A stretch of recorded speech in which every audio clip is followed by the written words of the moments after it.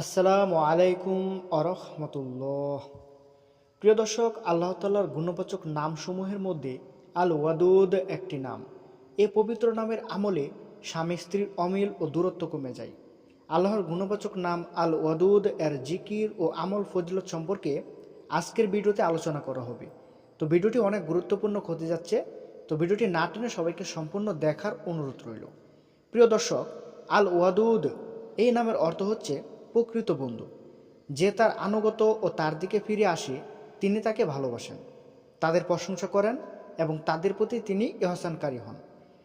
আল ওয়াদুদ নামের ফজিলত হচ্ছে, স্বামী ও স্ত্রীর মধ্যে যদি মিল মুহাব্বত কমে যায় বা উভয়ের মাঝে বনিবানা না হয় বা তাদের একজন অপরজনের উপর অসন্তুষ্ট হয়, তখন আল্লাহ তাআলার পবিত্র গুণবাচক নাম আল ওয়াদুদ 1001 বার পাঠ করলে বা কোনো খাবার দ্রব্যের মাঝে ফু দিয়ে উভয়কে খাওয়ানোর ব্যবস্থা করলে আল্লাহর রহমতে উভয়ের মধ্যে মিল মুহাব্বত ও আন্তরিকতা সৃষ্টি হয়।